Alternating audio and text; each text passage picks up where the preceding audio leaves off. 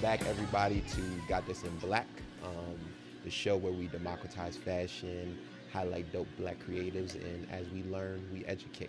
My name is Chukwuwike. I'm one half of the podcast, and to my lefter, we have... Hi everyone, Sandima. You know who it is. Yes, we have Andima, and today we have a special guest and a special situation. This is our first virtual interview that we're doing. We have Teo Kuku Jr.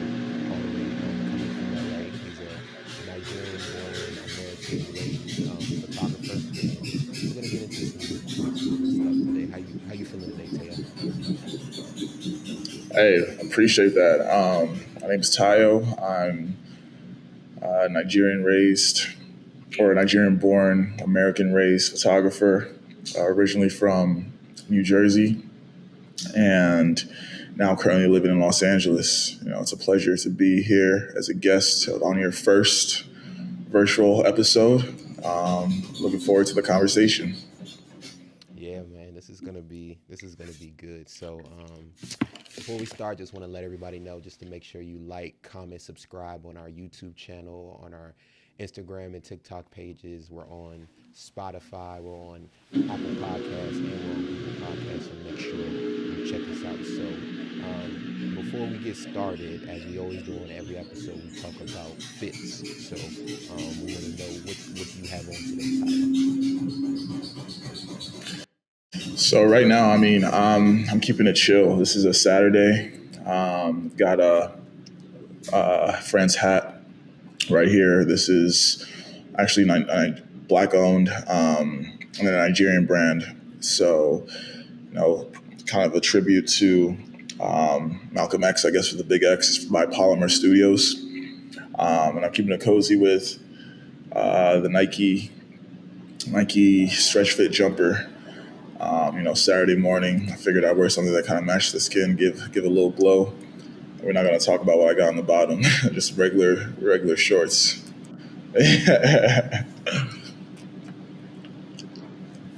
You already know. It's been really chilly here in LA the past few weeks. Basically this whole year thus far has been rainy and cold. And that's kind of influenced how I've been dressing as well, because it's been a lot more cozy, a lot more relaxed. Past few days with the sun out, I was able to get a couple more fits off. But other than that, I like to keep it chill. Gotcha. Okay. And Dima, what you got on today? I have on this SuperVsn jacket, which SuperVsn, like, honestly, I feel like it's one of my favorite streetwear brands. Like, I like the stuff they put out. And I feel like every time I wear this jacket, someone's trying to steal it, like one of my male cousins or something like that. So it's a favorite of mine. I feel like it also fits with your Malcolm X inspired hat. Mm-hmm. You know, the black, red, mm-hmm. and green. For sure. Right? Nothing else in this outfit is that. I mean, besides, I wear these shoes a lot. They're Human Race. Can't really see them, but Human Race by Pharrell. Some sneakers that he put out. And then everything else is just kind of like fast fashion, which, you know, we had a whole episode talking about how we're not going to intentionally wear fast fashion, but it's kind of hard to avoid it. But that's what I got on. Okay. Me, I have on a bucket hat from Dreams of Triumph and a shirt from Dreams of Triumph. The back says, "Not today, Satan." And I just love this burnt orange bucket hat. It's also Polaroid, so it's like, you know, it's a little bit rainy today, so it felt right with the rainy vibes. So yeah, we match it on that tip. Right. What about these overalls you got on? They're kind of cool. I don't know where these are from. These are a hand-me-down from my brother. Like, this outfit definitely came together last minute because I really couldn't figure out what to wear. And then it's just like, after a while, just started piece by piece. Like, I started with the shirt, and then I literally had to Google, like, what colors match with olive, and then it kind of just, like, flowed from there. Like, that's what I do. Like, if I have a piece that I need to wear and I can't figure out what color, I will Google, like, okay, what colors match with this, and then I'll find what I have with my closet and go from there. You're over here looking at the color wheel. Oh, shit, man. Hey, facts. Y'all scientific with it. Okay. All right, so, Teo, man, first of all, your photography is just, like, it's dope, bro. Like it Thank you. speaks like it's vibrant. It's very warm. Like, and it's ironic because I was reading an article and warm is one of the three words that you use to describe your photography. You said it's warm, it's sophisticated, and it's eclectic. So I want to get into it, kind of speak about those three words and how they flow into your style and your choices when you're doing shoots. Um, so yeah, I first want to preface this by saying when I say sophisticated, I don't mean it in any like pretentious manner. I just mean that it's more so with like the styling that I incorporate, which kind of ties into the podcast being on fashion.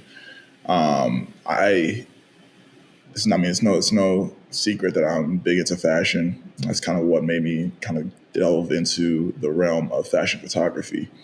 Was for my interest in fashion, which came and preceded even anything photography related.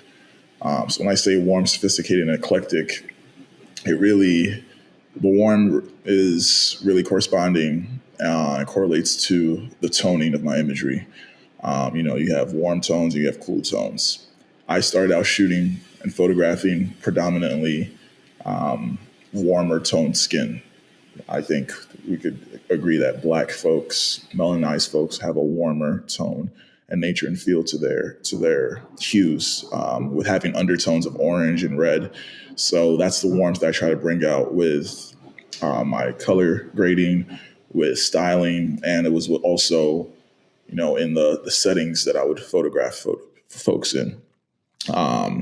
And then sophisticated, like I said, was corresponding to the sartorial pieces that my models would put on. I think that styling really brings together a whole editorial, and it's really what makes it combined with the photography. And eclectic, meaning that I draw inspiration from a wide array of sources, a wide array of influences, and I'm really a melting pot of all my experiences, of all the places I've been, all the stories I've heard, all the colors I've seen. It's eclectic. It's not a monolith in terms of where I draw my inspiration from. It's a wide range of sources. So those were the three words that I thought described my body of work and how I put together my bodies of work.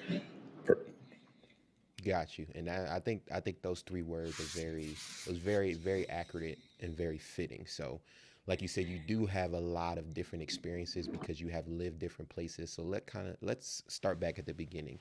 Nigerian born. When did you come over to the States? So I moved to Jersey when I was 6. So I can't. I mean, I was raised. I would say partly raised in Nigeria, in Lagos, Nigeria, and then really came into childhood and adolescence in the States. Got you.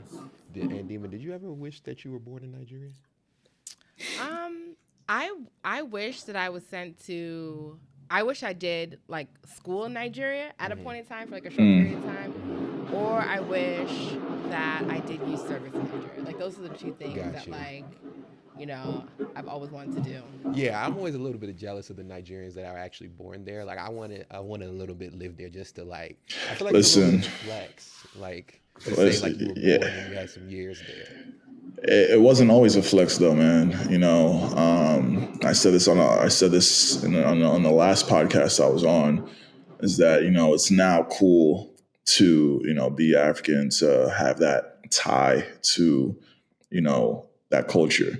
And it actually, I'm actually very grateful. In the past few years, in the last, I would say, decade or so, is when I started really realizing how blessed I was to, be born there, to speak Yoruba fluently, to, be so deeply connected and entrenched in my culture, because it's part of what makes me unique, and it's part of what makes me eclectic, as an artist, is having that, how do I want to put this, that duality of being Nigerian American and a Black American as well. Living in both cultures and in both identities. It's caused for me to have a very unique and diverse upbringing and just life, to be honest. Right. Definitely. So, okay, so you come to the States at 6. 3 years later, you were gifted something that is almost like a foreshadowing to what you're doing now. You said your Yeah. grandfather gave you a Polaroid camera. So, kind of talk about that experience. Yeah. So, being that we moved to the States, I was just me and my parents at that time. They left their parents, left their siblings. So we were the only ones from both sides of the family here in the States. That being said, family would come and visit us from time to time, most notably my grandparents. And on one of those trips, my grandfather, bought me this Polaroid camera. And being at that age, it was really more of a toy than an actual tool. So I was just very fascinated by how you could take a photo and in a matter of seconds, you would have a developed piece of that image, or not piece, but the whole developed image. But, as attention spans are at that age, within a few weeks, a few months, that was, in a pile of all the other toys I had. And I never really thought about it. It's not like I really took that interest and ran with it at that age. It really was just a toy, like I said. But like you just mentioned, it definitely is a eerie foreshadowing to where I'm at now. Yeah, definitely. Okay, so yeah, growing up, after that experience, it didn't seem like you picked up a camera towards maybe like 16, 17, but I know that you really had an interest in fashion growing up. So kind of talk about, the elementary school, middle school, like high school days, because fashion was like in elementary school, high school, like that was like everything. Like if you didn't wear fresh clothes, your fit was getting cooked all day, and that was your Yeah, livelihood. So talk about exactly. Yeah, that's what happened to me. So Oh, you was getting cooked. I was getting cooked. Yeah, yeah. My parents wanted me to buy the 7-stripe Adidas from Payless. Yeah, Thank you. Oh, I'm Thank you sorry. for that. I'm so sorry, Demon. My yeah, mom would only give me one pair of shoes, but at least it'd be a pair of Nike. So it's like I was a quiet kid because I didn't want to get cooked. So that's why I was like I developed a quietness, because it's like if people didn't notice that you didn't say much, nobody mess with you. If you yeah, guys start yeah, joking and stuff like that, and you laughing too loud, they're gonna be like, "Boy, well, you," and then next thing you know, yeah. you on fire. So that taught me to be quiet, be quiet. But talk a little bit about where your fashion sense started, like what kind of started you with that. To be honest, like my parents didn't really indulge me. I love sneakers. I love shoes from time. I don't know what it was, but I always did. Maybe because my father always dressed stylish, but he was always more of a suited and booted guy, being that he was a professional, is a professional. But yeah, they didn't really indulge my affinity for sneakers until they knew that my feet stopped growing. So that was around like high school, freshman year of high school. So when I was like 11 and a half, I still grew to be like a 12 and a half, but at least, you could squeeze and manage. But for me, again, growing up in an era and a time period when being African wasn't cool, having the name I had wasn't cool, being as dark as I wasn't cool. All these were causes for ridicule. I think fashion was kind of like my first line of defense against that, because, like you guys said, if your sneakers were dusty, fit was crusty, you'd be getting cooked. And high school kids are they're merciless. So I think sneakers, apart from them being something that really interested me and something that I really loved, I think it was just, again, my first line of defense. And I just kind of grew. And then I started learning how to piece together outfits based on the shoes, because I think that's really the focal point.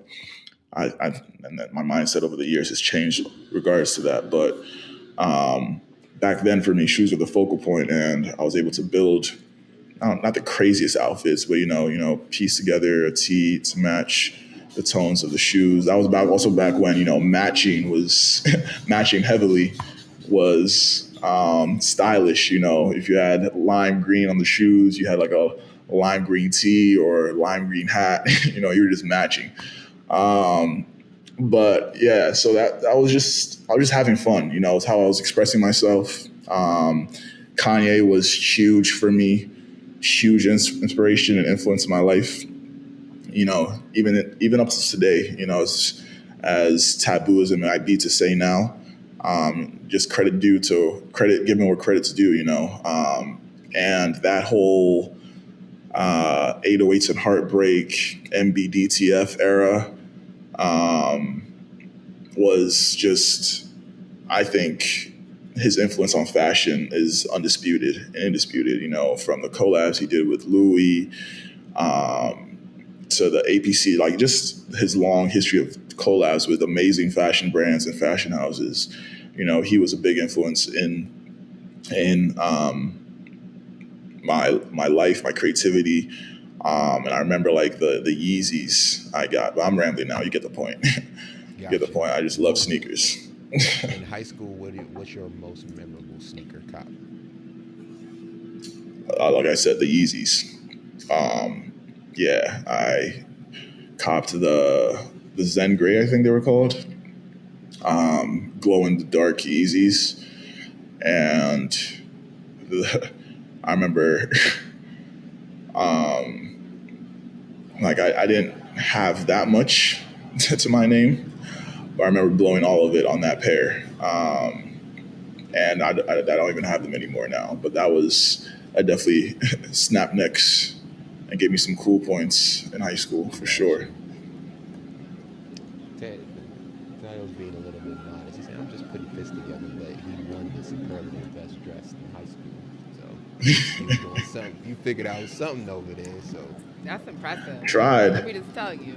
High school, you could either be doing a really good job of fashion or just completely just blowing it. Nowadays got the cheat code because they just so connected on the Exactly. internet. They have dressing all so the social well media. early. Like they got it all figured out already. Like it's like you really had to figure it out and find it. And I'm just so glad that the internet was popping back when we were in high school because I done had some fits. I was like, I never want to see them dress again. Hey, I mean, and I won best dress, so that's my little plaque.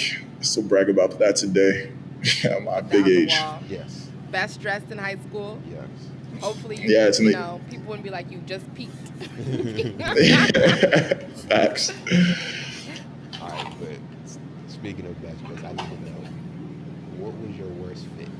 And I know you know because it probably just popped into your head.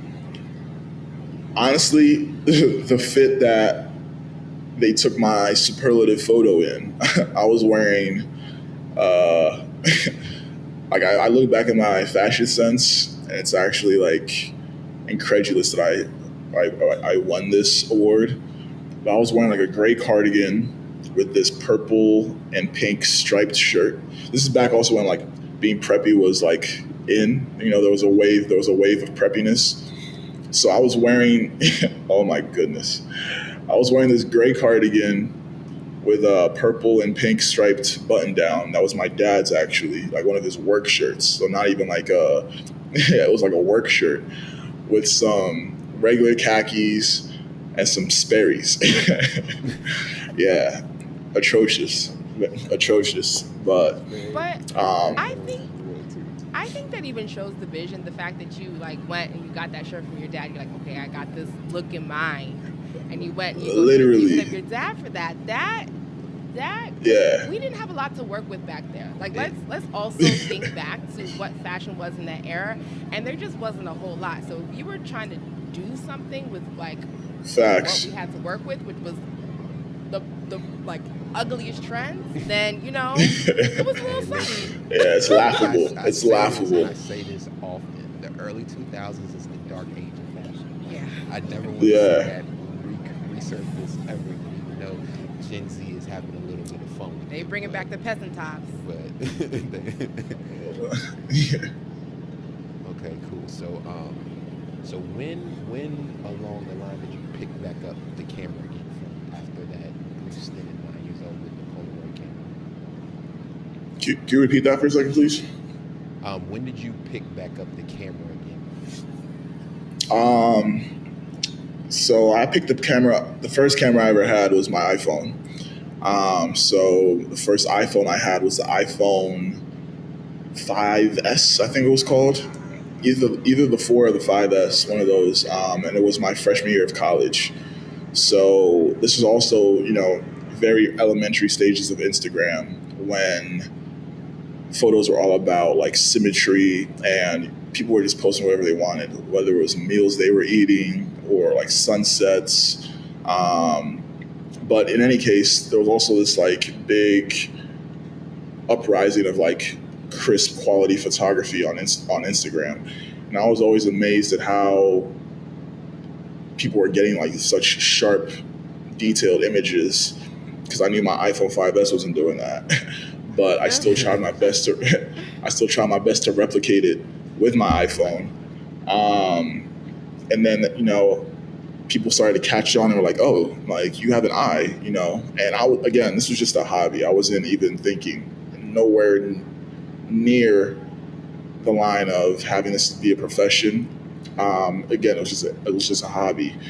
And being that your phone is always in your hand, I would always try and capture the world around me wherever I was in an artistic way to make a seemingly bland landscape or skyscraper just look more larger than life. So that started, freshman year of college, and I went to school in Philly, so I had a blast in Old City, Philadelphia, Center City, Philadelphia, and kind of just ran with that for the next few years until I got my first DSLR. Okay. What kind of camera was that first DSLR? It was a Canon T5i. Yeah, I remember that. It was a gift for my 21st birthday. So, yeah, a camera that I would laugh at right now, but I got an Olympus, so. I mean, Olympus, is it the Olympus, the stylus? I don't even the film? remember. I just know that I still have it actually, and really, I think at the time it was good, but yeah, looking back at it now, I'm just like, like technology's come really far when it comes to DSLR. It's like for sure. It's different, and now I got mirrorless, so yeah, the game is definitely elevated drastically since then. But yeah, I started out with a simple iPhone. That's dope. So I know you got your degree in civil engineering, so I know you were doing civil engineering while you were growing your photography business on the side. So talk a little bit about that experience in balancing both a 9-to-5 doing civil engineering and also trying to cater to and water and plant seeds in this goal of being a photographer. Yeah, so when I graduated, I realized like, okay, now I'm really going to be able to fund this passion that was brewing in me.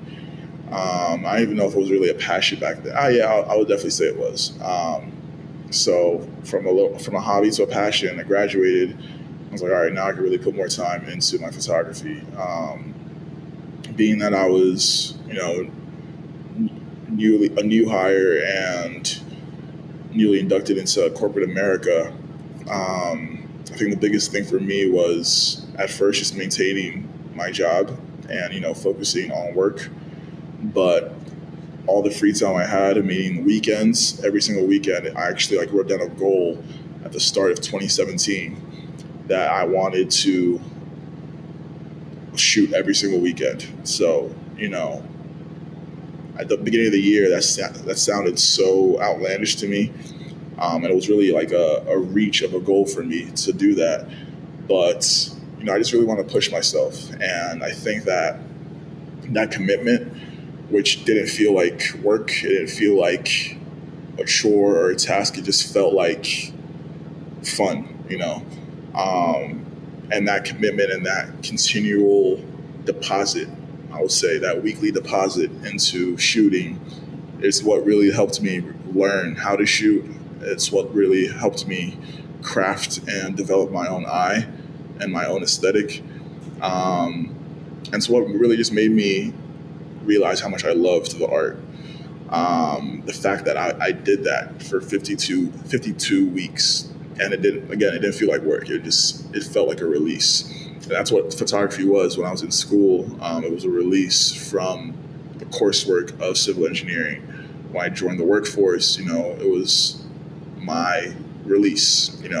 I think people always talk about having that release, that work-life balance. That was me living life the way I wanted to, and enjoying the way I was living.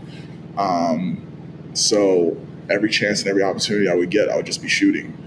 Sometimes after work, I would set up a shoot with someone, and it just kind of carried on that way.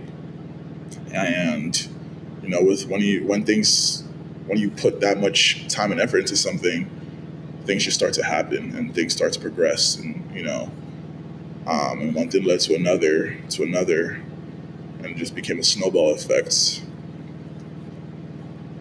Wait, so you did this every weekend for a year? For a year. Well, just shooting, I was new to the DC, DMV area.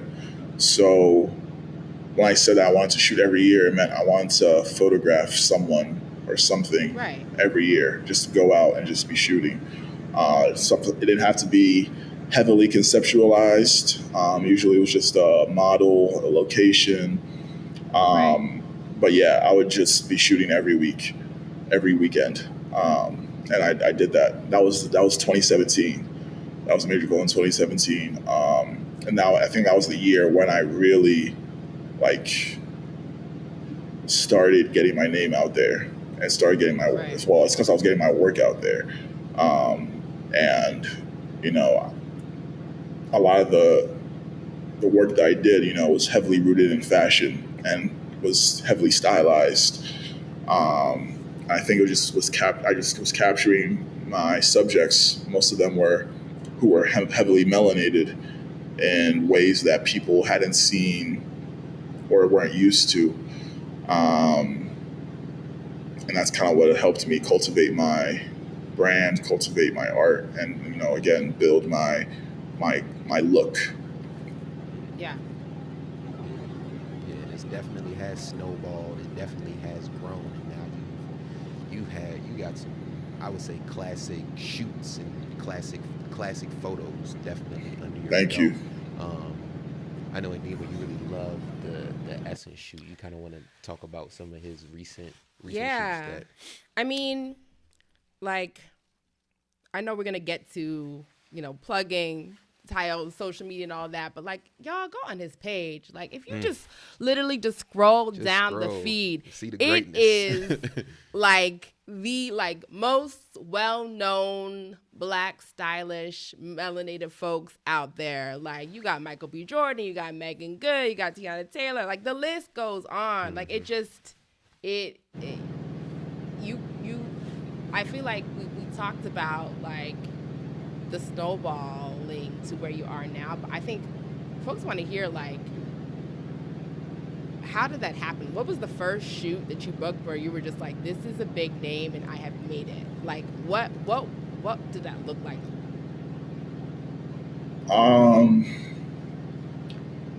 Honestly, I still need to I still try and ground myself a lot more when it comes to that I have made it moment, because I can't really say that I've ever really felt or left a shoot thinking, oh, I've made it.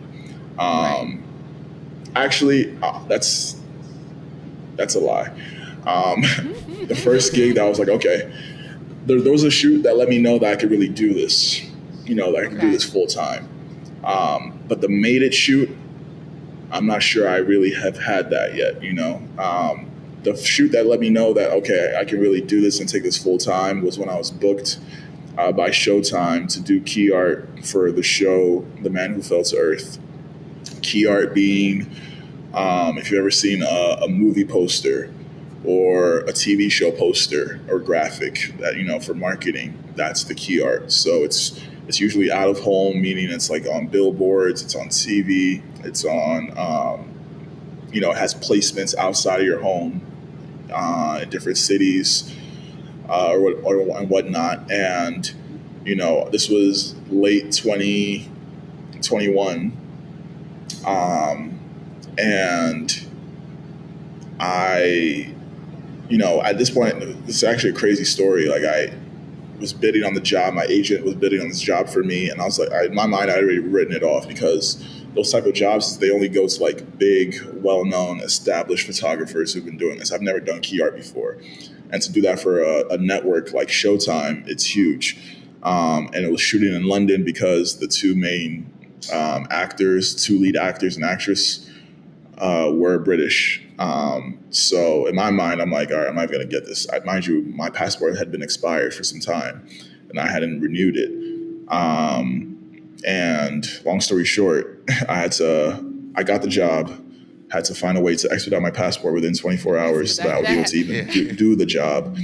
And I just remember being on that trip thinking like, okay, whatever doubts you had about, jumping in fully, you have to let go of those, because if they can believe in you to hire you for this, then you need to believe in yourself to do all the things that you want to do, and are really just too scared. So that was the moment I was like, all right, I can do this. But the made it moment, we're still pushing, so we'll see. Stay tuned. Yeah, it's an ongoing thing for sure. No, Chuck mentioned the Essence shoot. It's funny. The Essence shoot with Megan Good popped up in my feed because one of my friends in the area, his name is Arthur Claude. He my guy. Yeah. Yeah. Small world. Small world. He worked on it. And so it popped up. And then I was like, wait, we're interviewing Tayo. Oh my gosh. Small world. Full circle. Right? I feel like it's a good segue into, like, you've had very different types of photography experience, from editorial to, like at events, like award shows and things with folks in the entertainment industry in that way, to retail, all these different experiences, runway. Like, for the folks who don't really know much about the photography world, it'd be really interesting to just share a little bit about how those processes and how you prepare for those different types of work differ. And also, like, do you have a favorite? Like, is there something that you just absolutely love to shoot? Yeah. So I love photographing people, period. And I think the settings that I thrive the most are settings in which, there's great styling, a great subject, and I'm given creative control, because what I've really found out, and I've been, trying to manage, is the reality that it's my creative work from, being an amateur, being a student, the work that I built before it became a profession, the work that I just did from fun. That's the work that got me to the level I'm at now. And that's work where it was just me and my creative ideas, or linking up with creative friends like Arthur and Alame to just build out worlds that we envisioned. That's what got me to the place now where I'm getting hired by brands and agencies to bring their ideas to life. But what comes with that is kind of a stifling of my own creativity, since I'm shooting towards a deck or a treatment that they have and that they want. So things that make me happiest are situations where I have that creative control kind of given back to me to be able to bring those ideas that I have to the table, and where they're adhered to and they're accepted. So that's usually, like, again, that Make a Good shoot, that was an opportunity for me to really just create for fun, which is the first time I would say in a while where I was given that creative freedom. That's why I was able to bring Arthur on, friends I've collaborated with and trust to work. Those are like the best, the epitome of my joy as a photographer, is when I'm able to work with friends and just do what we want to do, create the shit that we want to see. So any opportunity that I'm given to do that is a huge win. I mean, any opportunity that I'm given to just photograph and do what I love is also a big win, but it's kind of levels to that. So yeah, whether it's award shows, those are usually a lot more rushed and a lot more fast paced because, I'm usually a one-man team, max two-man team on those type of things in a small hotel room or in a small space or home, setting up, shooting, and post-producing the images within the span of an hour so that the talent can post, on social. Right. So Crazy something that turnaround. worked, yeah. And just to give you perspective, that made a good shoot. That was a 10-hour day. Granted, that was 4 or 5 looks, and extensive lighting, but it's still the same concept of testing lighting, getting the shots, editing, which is really the most rushed part of the process because usually I'm given 2 weeks to produce or to go through, produce, and finalize whatever images I have on a major production. But now I'm doing that, within 10, 15 minutes with a stylist, the talent, and, whatever PR is involved. And that can get stressful. I know the first few I did when I first moved to LA were definitely intense because in those kind of situations kind of really make or break. Once people see your images, it's like, okay, we can either work with this guy again or we're going to try someone else out. And those can definitely, like I said, get intense. But now I think I've gotten to the point where it's kind of like I've gotten my seamless workflow going. So it's all a mix. I just love shooting, to be honest. You talked about how during the Essence shoot with Megan Good, like you were given creative freedom. Yeah. And it makes me curious because, our podcast, we talk about, Black folks in the fashion industry from all aspects and all, from stylists to designers to photographers. And I'm curious if, I kind of have 2 questions. I'm curious if, you felt like you were given that creative freedom because you were brought on by, Black magazine that trusted your vision, wanted to, have you produce in the way that you typically have, and showcase your work. So I'm curious if, working with more diverse teams leads to more creativity for you or more creative freedom for you. Not always, I think you get hired for your personal work, you get hired for your vision, you get hired for your creative eye, but it all comes down to the brief. It all comes down to the end goal. It all comes down to the end product that's trying to be delivered. With editorial, there definitely is certainly more leeway for creative freedom, but Essence gave me the most creative freedom that I've had in my editorial experience.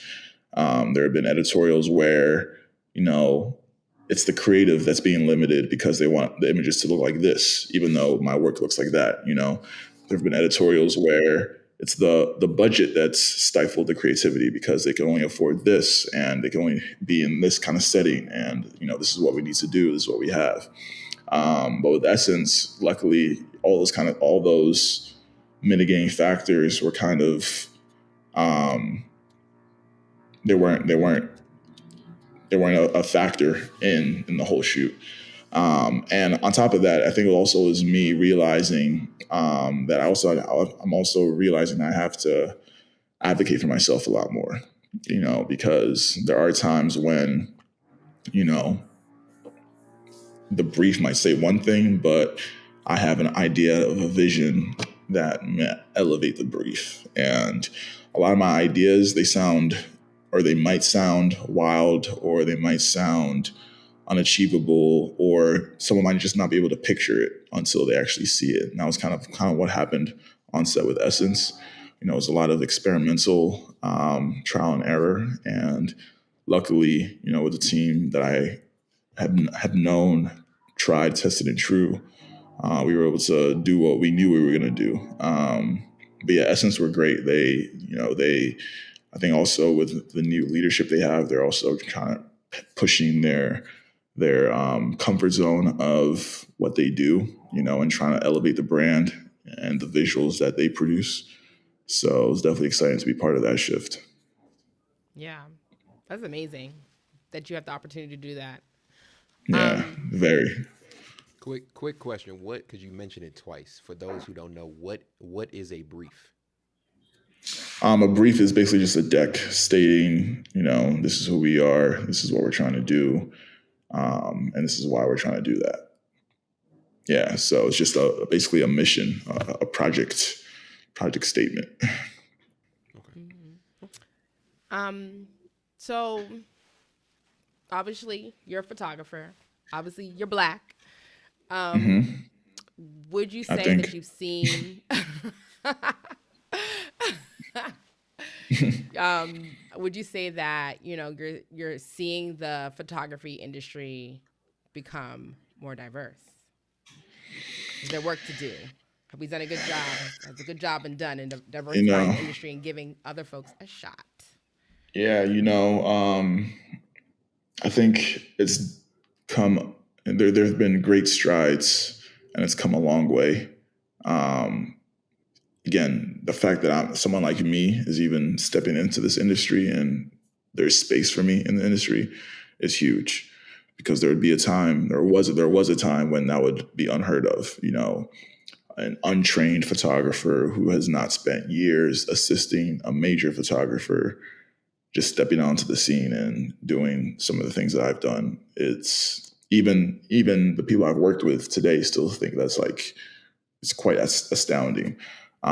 So all that to say, it's not to toot my own horn. Let's just say that, yeah, the industry has come a long way, but there's still so much further that we could go, and that needs to be gone. I think 2020 was a pivotal shift in the DE&I of the industry. It definitely exposed a lot of flaws in the industry, and also exposed or created more exposure for a lot of talented photographers that may have been going under the radar. But now we are 3 years out from 2020, and I can see things already starting to slow down. Like this Black History Month, I was just talking to a fellow photographer how, I don't know if it's a mixture of like the economic downswing or what may be, but like this was a very quiet Black History Month. Didn't really see much, didn't I hear feel the much. same way. And it just felt like, it was kind of swept under the rug. Like, all right, ESG y'all got budgets are y'all getting time. cut. Y'all got y'all 2 years of, Yeah. of shine and and support and solidarity. And now it's okay, back to regularly scheduled programming. So we'll see if that changes, over the next few years. But there's still more work to be done. There's always work to be done. I have friends that are in ad agencies that, are trying to push forward, a more progressive, more progressive campaigns and more progressive messaging. But their voices are still stifled, even though they're the Black voices in the room. So again, in all areas of the industry, in all pockets, there's definitely more work that can be done and more work that needs to be done, to be honest.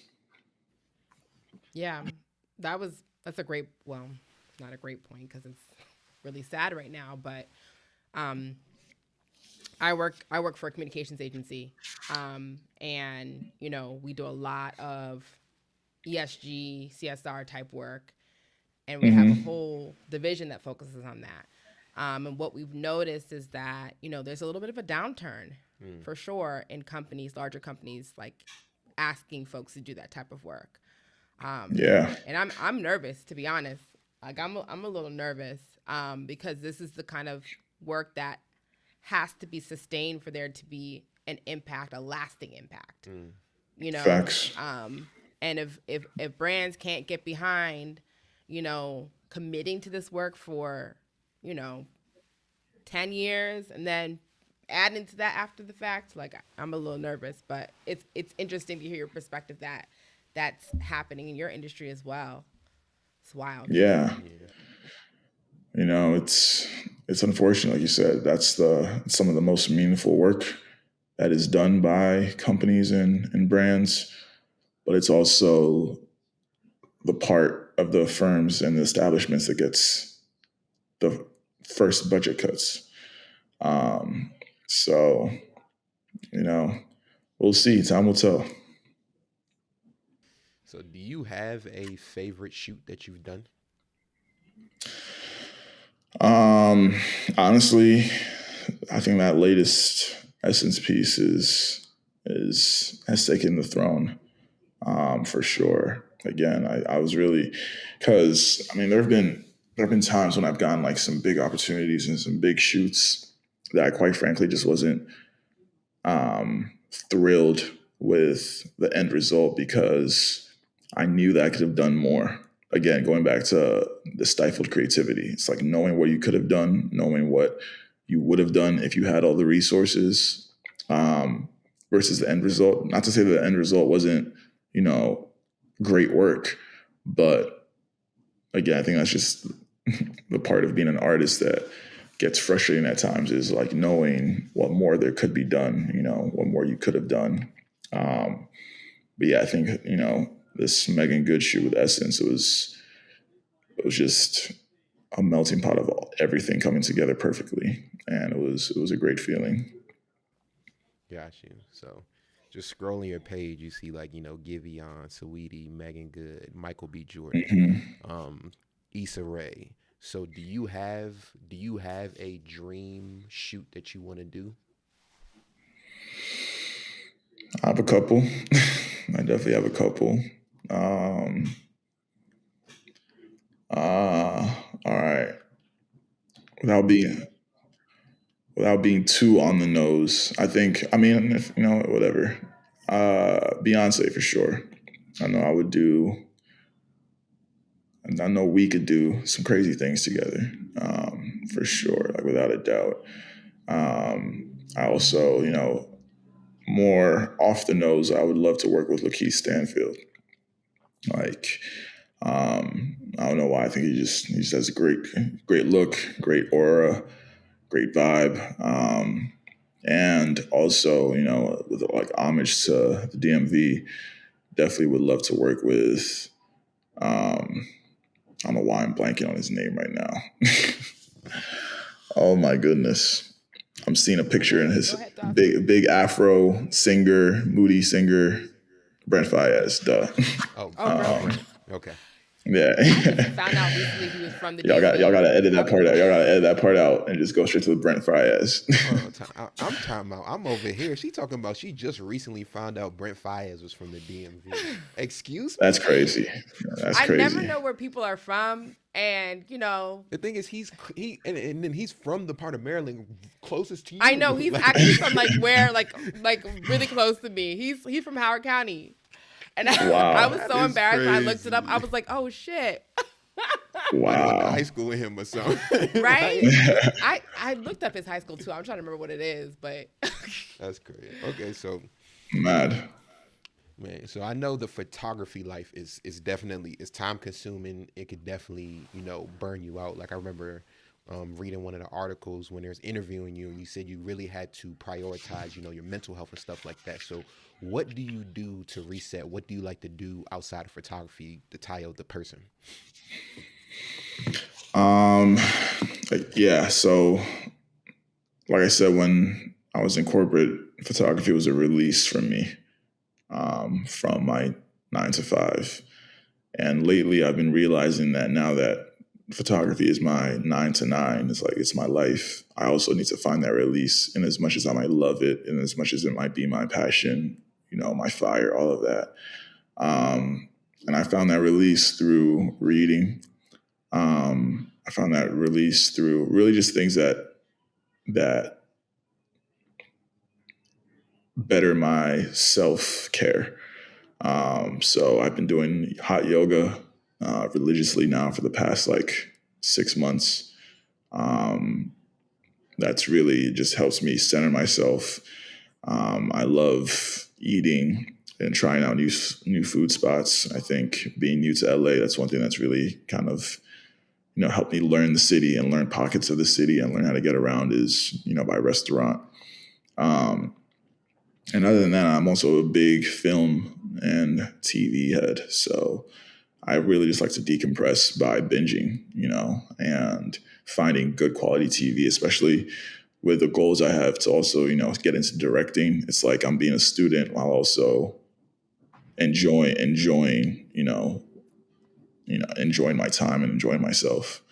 So those are three things that I like to do to just like relieve stress, to calm my mind. Oh, and not to mention, I love FIFA. Love FIFA, so All I right, could run that. director Tayo is loading. I love to see it. Let's go. You feel me? So let me ask you this, because we ask all of our guests this: what is your favorite Black fashion moment? Ooh, ooh. Favorite Black fashion moment. Seeing Kanye and Virgil hug at his inaugural Oh, Louis Vuitton yes, man, that was an emotional. men's Oh fashion my show. gosh.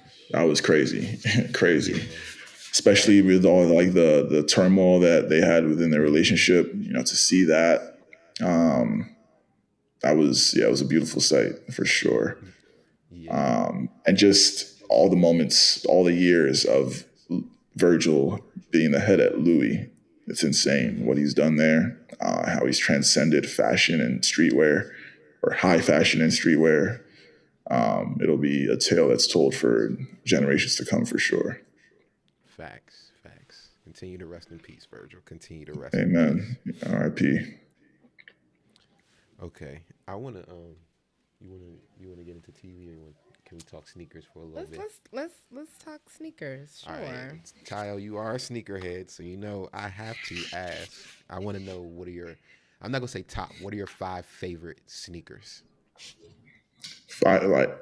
Like model or actual designs. Mm, Let's just go model because designs would be yeah, too hard. Yeah, let's go yeah, model. yeah. Let's go models. Um, AF1, and these are in no particular order, by the way, Okay. but Air Force One, classic silhouette. Can't go wrong with some all whites. The Jordan 1 as well, another amazing classic silhouette. Can't go wrong. Um, I love uh, penny loafers. I Okay. think they're just, again, I think the theme here is just classic silhouettes. So penny loafers. Um, I I'm gonna add Birkenstocks in there. I've become a real big Okay. fan of those lately as well. Birkenstocks. Okay. Yeah, some clogs, like some Birkenstocks, but not the open toe ones, like the closed toe classic Got you. mules. Yeah, Got like you. it's classic. What's that? That's four. Yep. And the fifth one,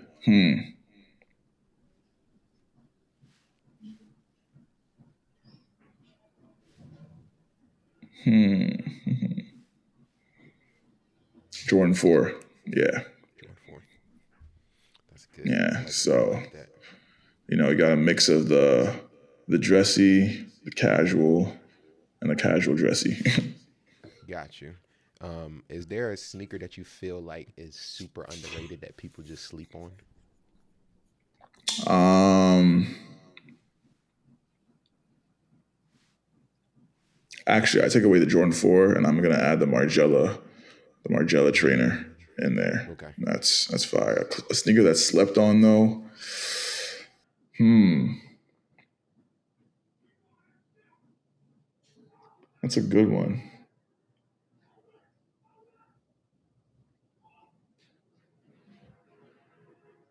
Trying to think of what I have in my closet that people really. I mean, yeah, I don't know. I don't know. I would say like if I had to say anything that's slept on now, it's probably like the Yeezy OG Yeezys, Mm-hmm. like the Turtle Dove and Pirate Black colorways. Those were Got I you. saw a pair of those the other day, and I was like, okay, those still go very hard. Yeah. First time in a while, huh? Yeah, first time in a while. Yeah. All right. Yeah, Adidas really I'm ain't a shit without them. really. So, uh, my hot or not was gonna be a sneaker. You want to do that now? Or you want to go? We can talk about TV since he said that's how you decompress, Tayo.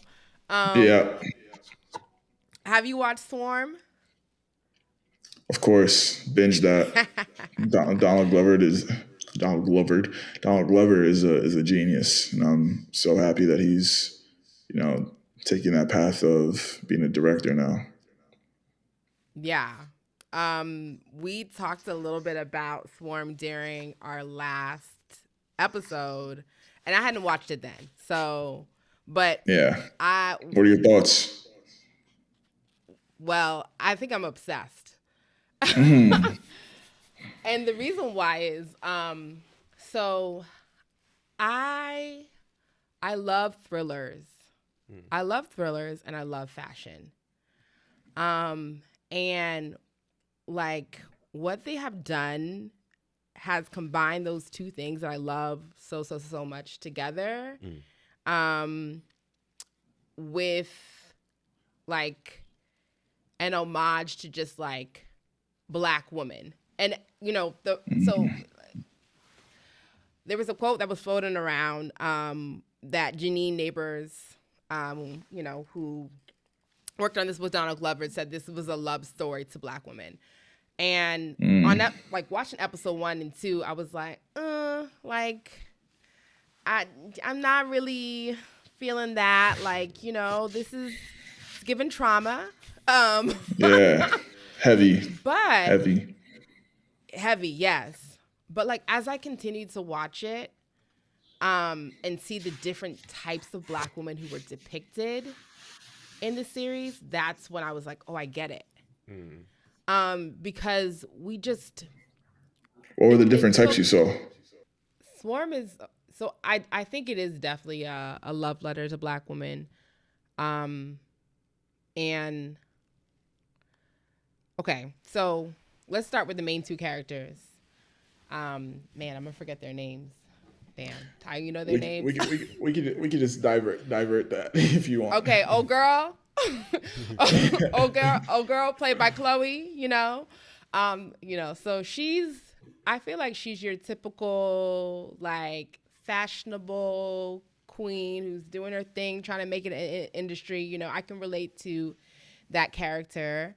Her sister, the main character, I think she represents just someone who's just different, someone who, dances to the beat of their own drum. It's a character I feel like you don't see a lot in shows where it's just like, she's not your typical, she doesn't relate with people the ways that we expect people to. She's just kind of her own person. And I think that Black girl exists, and people kind of just write her off and don't really talk about her when it comes to Hollywood or film or TV shows. And I think that's important to have that sort of representation, because that's a huge, like, it's character development to be able to have a character who has all of these different elements to them and is peculiar and different. Yeah. And I think we deserve to see that. Now, I don't know if I see a lot of myself in her. Like, if that's the love letter, I can't really relate, obviously, because it's horror, and that's even, I feel like that weird element of her is just times 1,000 because of like the story that they're trying to tell with her. So I don't think we're supposed to relate to her, but we could relate to maybe how she's different. And I haven't gotten super far in the series. You're not done yet? Okay. Yeah, I'm not done yet. And then you have like her coworkers at the strip club. Her coworkers at the strip club. Yeah. And they have different personalities too. Like the fact that I don't want to like do too many spoilers, but they had her back. They were looking out for her. And I think there was something endearing and special about that. Old girl who is a quarter Black. I don't even know if she's a quarter. Someone can relate to her too. Yeah, facts. I think I just really love how diverse the characters are thus far. And I'm sure there will be more characters introduced who are even more diverse. And I just like how it's not the same character over and over again. Like, we're different. We're not a monolith. So in that, I could see the love letter aspect. And then of course it's just, she loves her sister. She loves her sister. That's indisputable. And that's beautiful too. So yeah, I'm starting to see it. Like I said, it's still early in the series for me. Like last episode we were talking about how because I hadn't seen it at that point. I was like, yeah, so is it like You, except like with that show on Netflix, with Black women? And our guest was like, yeah, that's pretty much what it's like. She said, except worse than You. And I was like, nah, I don't think it's worse than You. The two are different. The two are different. They're very different. The two are different. Yeah. That's not. But Ty, I'm interested to hear your thoughts. Don't put two baddies against each other. Is that the saying? Yes, don't pit two bad bitches against each other. My God. Yeah, I didn't want to say that, but yeah, you got it. We curse on here. It had to be said. Facts. She wanted to know your thoughts on the show. On Swarm? Well, I'm a visual guy, so the visuals alone were just absolutely breathtaking. I want to say it was shot on film. I'm not 100% sure, but it definitely gave like shot on film, which is beautiful because I think Euphoria is like the only other show that I've seen that's been shot on film. From a storytelling perspective, it took me a while to really catch on. But once I did, I was like, oh wow, I see what he's doing here. And I won't ruin it for you since you're not done watching. But again, it just goes to show the genius of Donald Glover. I think it's really only, first of all, in terms of like Black directors, there aren't that many out there that are doing it at the level that he's doing it. Obviously, you have Jordan Peele. Obviously, you have what's Black Panther director Ryan Coogler. They're great, but yeah, exactly. But he's pushing the boundaries of like what is to be expected. It's not on the nose at all. Like no one could. What I thought Swarm was about when I first started watching is not anywhere close to what I think it's about now, or what I'm guessing. It's one of those shows that it's really left up to the imagination, and I love that. So yeah, Right. I think it was a great watch. Great watch. Yeah. Phenomenal acting. Everything I look for in a good series was definitely there. Right. And I love how Dominique Dawson, who's the costume lead on costume design, I love how she styled the main character. It's just this weird mix of like sultriness, quirkiness, from like her hair and how she's wearing it in these pigtails a lot, where it's like that's a nod to how youthful her perspective is on life, the main character. It's like it's giving innocent, but she's not innocent with some of the stuff that she's wearing. So I enjoy the styling as well. Facts. And I'm interested to see where she continues to take the styling, and also, like, let's not forget that, like, obviously the Swarm, Bees, all this stuff is like a nod to Beyonce. And you can see the different outfits that she's putting.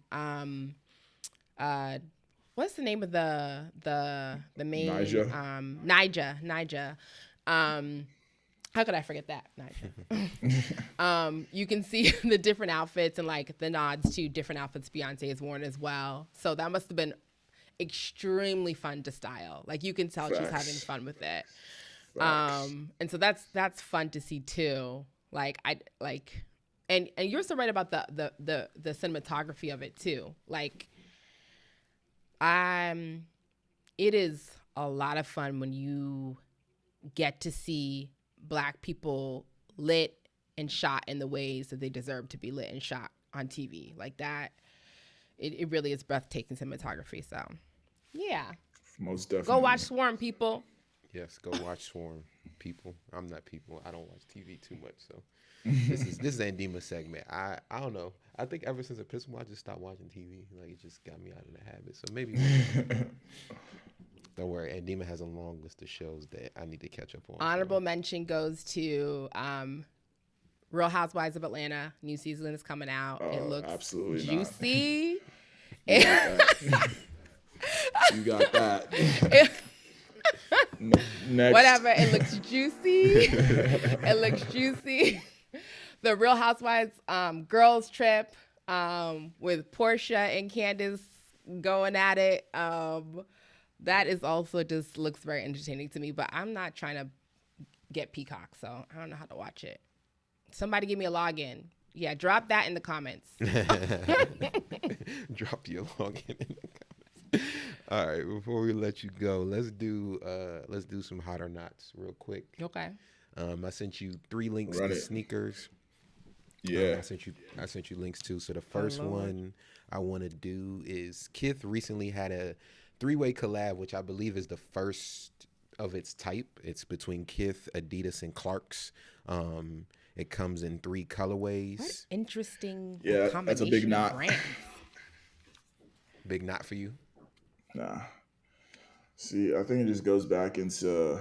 I mean, they're cool. They're cool. I think I like the all tan colorway, the monochromatic one. Simply That's because actually the one I bought. Yeah, it's the simplest. But I think it just goes back into how I feel about certain things and actually filming TV. Not everything needs a remake. Not everything needs to be redone.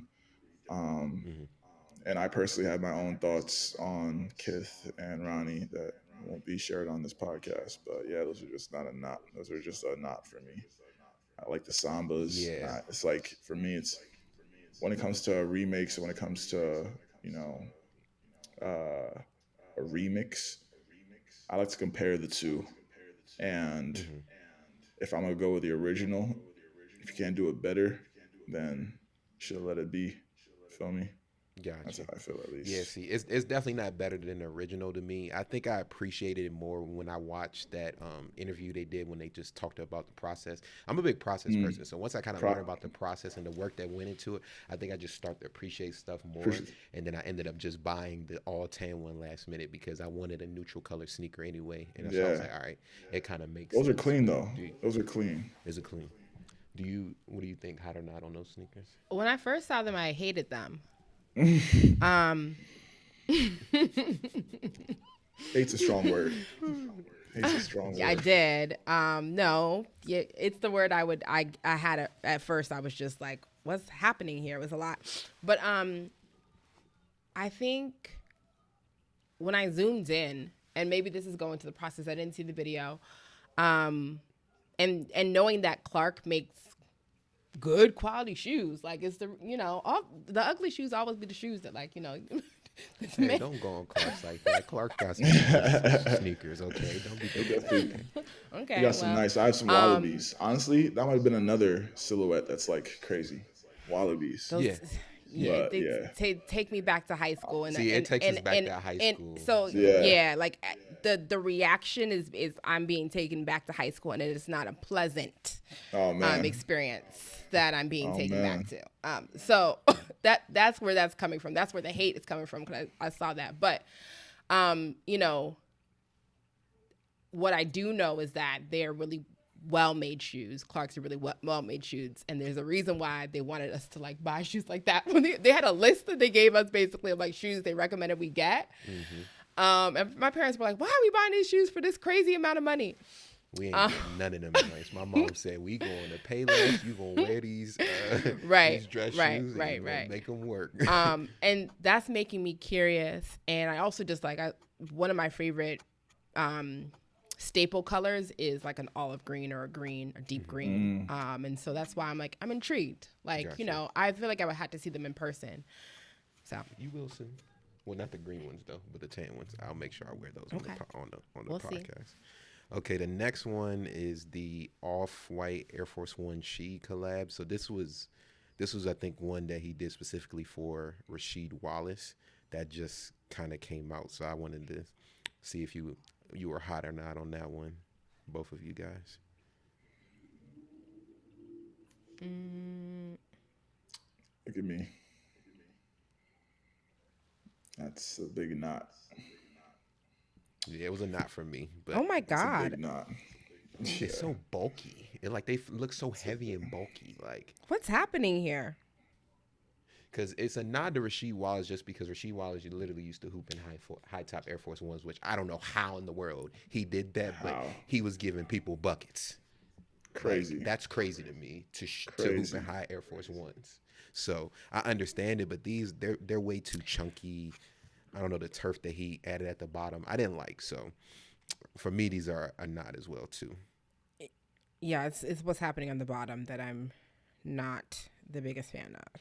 Okay, and then the last one, which this is a hot to me, and I was just like, I didn't think I was gonna like these, but when I looked at them, I was like, I kind of like these. So it's the piece minute piece minus one Nike Quando One Panda.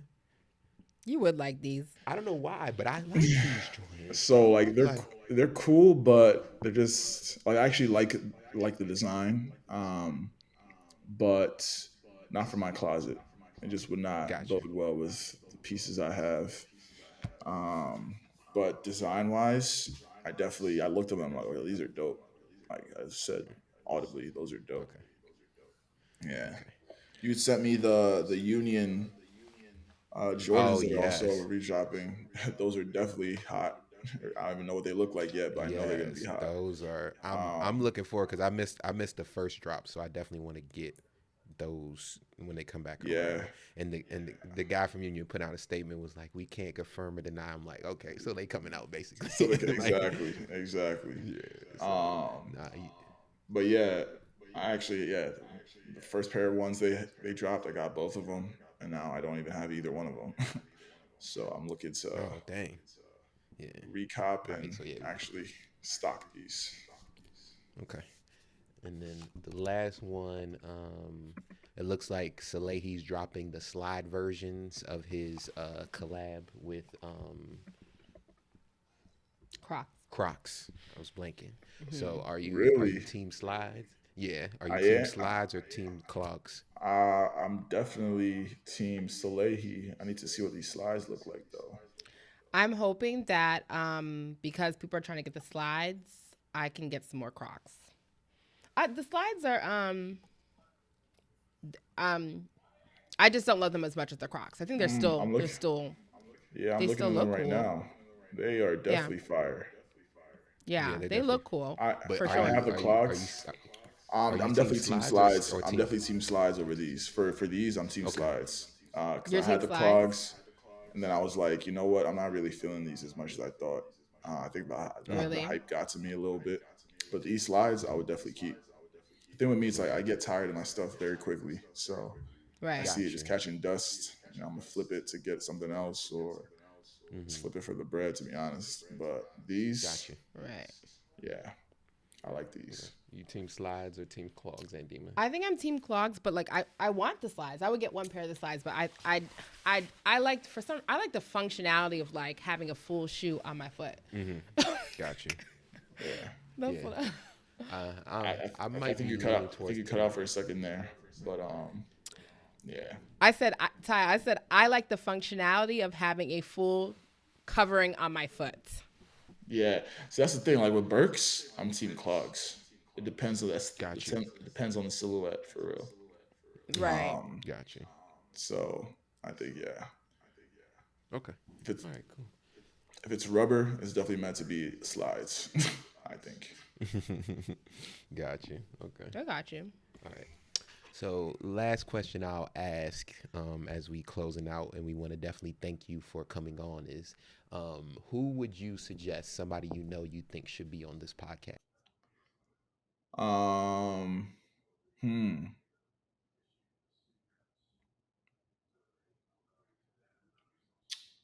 I think Mark Lennon would be actually Joshua Renfro or Mark Lennon, both two talented black photographers um, that that are my brothers and that I look up to and inspire me. So I definitely would pass the torch to them for sure. All right, that's definitely good. Nice. All right, so Wait. We gotta ask. People need to know where to find Tayo. That's what I was about to say. Oh, okay. Sorry, I was I'm about to say, interrupting. tell them where to find you, Okay, excuse me. website, social media, all that good stuff. Yeah, so on all socials, Instagram and Twitter, I'm on those platforms is Tayo Jr. That is TAYOJR. My website is tayojr.com, where you can see my portfolio. And yeah, that's it. On TikTok, I think it's like Tayo Cuckoo Jr. I'm still figuring out that whole. Oh, you on the whole TikTok? app, so You on the talk too? We'll Hey, see. I'm on that TikTok. I don't post nothing on the talk, but I be on Yeah. there just scrolling, for the laughs, bruh, scrolling. for the laughs, Yes, man. for the laughs. I thought I was Also creative. got, like, TikTok humbled me real quick. Like facts. All right, man. So we just want to thank you again for coming on. This was definitely a great Yeah. conversation. You gave a lot of people good knowledge. Your trajectory has just been amazing. So just keep doing all the things you're doing. We're looking forward to see more growth, more opportunities. We're looking forward to that first feature film. We're gonna be front row Yes. definitely Hey. as well. So Amen. Amen. yeah. So Thank you thank you guys guys so again much. for coming back. Yeah. Thank you guys. Signing off another episode of Got This in Black. Make sure you like, comment, subscribe, YouTube, Instagram, Apple Podcasts, Google Podcasts, TikTok, all that stuff. Yes. Follow Teo, buy some of his artwork, support dope Black artists. And we're signing out. And Dima Chukwuike. Peace out. Thanks, everyone. Thank you all.